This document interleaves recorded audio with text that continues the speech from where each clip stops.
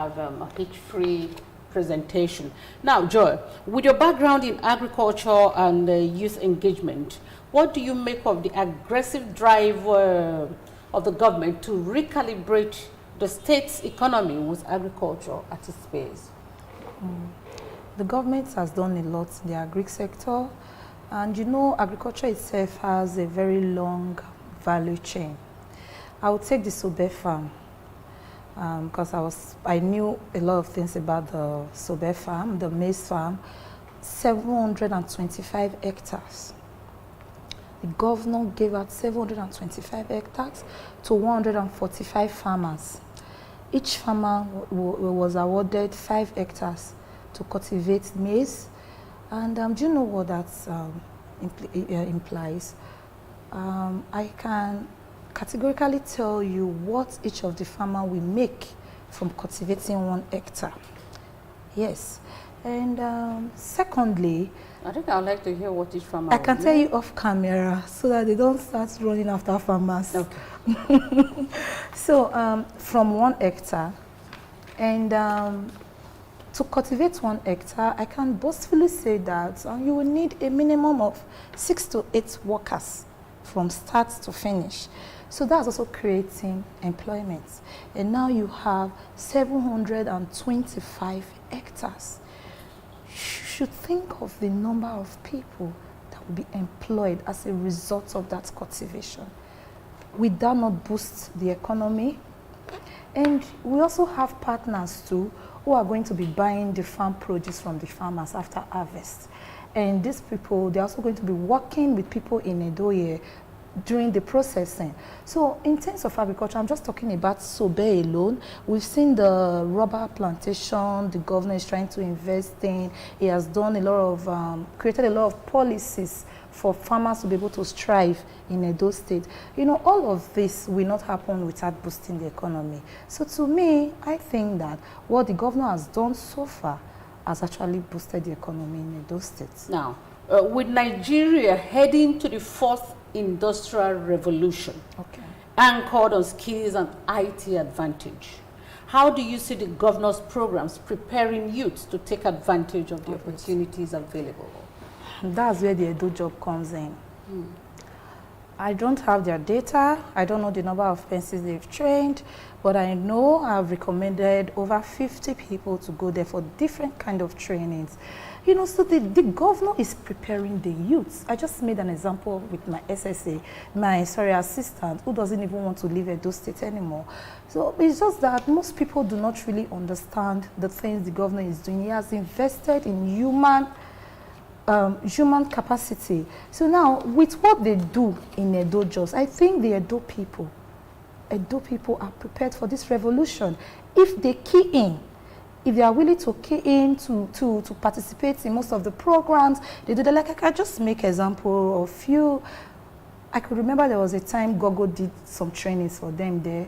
Facebook did some trainings, you know, even Uber, they came at some point. Sometimes I follow them up to follow their activities. So I think the governor created that unit for the purpose of developing the capacity of the Edo youth. So I think he's doing well and is preparing the youth for that revolution. Now, what do you make of the governor's approach to youth empowerment, especially with the appointments of young persons into office, so much so that we have very young commissioners. We have a commissioner that is even as young as 35.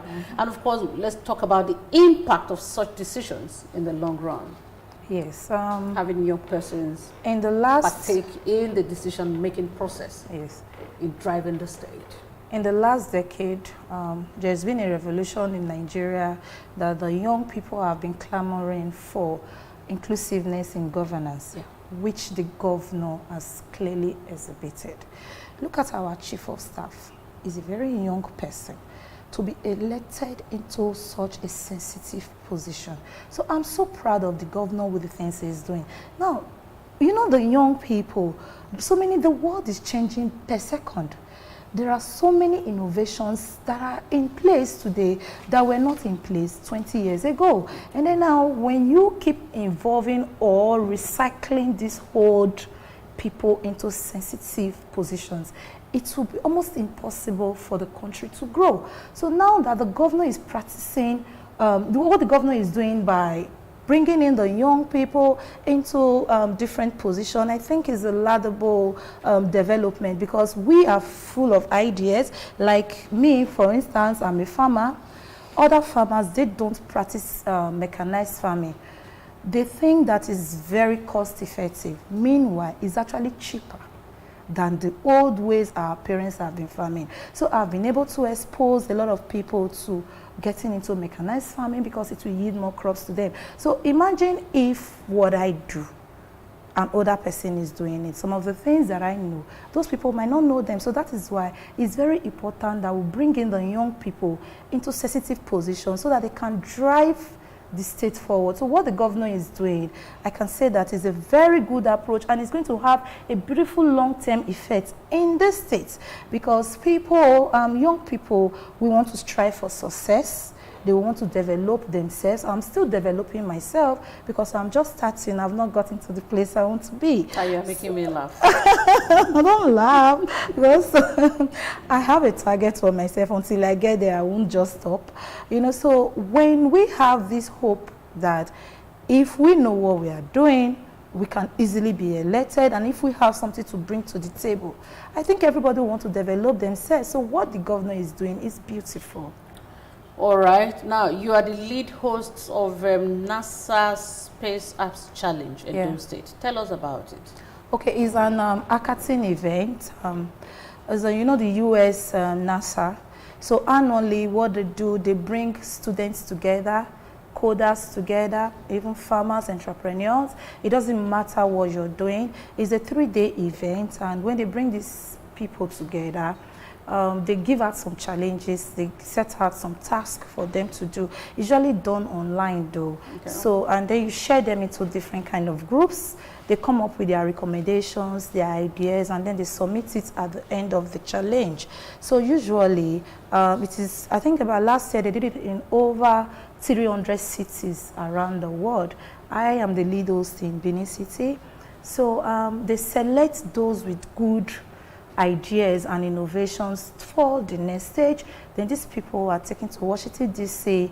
to pitch their ideas, and if they are lucky, if they emerge the winner, there's a cash award of $1 million US.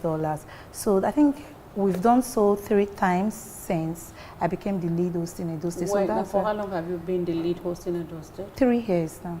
Have we had the opportunity of grabbing that $1 million? To that stage. Now, is it because of your background in computer science that you are made a leader? Okay, not at all. I have engaged myself in some international programs, so I got to find out about it, and when I did, I applied for it. I was like, I want this to be done in Edo State, because anything that I can just drag down to Edo State, I'm actively involved. So that's how I applied, and I was approved to host. Okay. Yeah. Now, can you outline the impact of the state government's move to build a shelter for returnees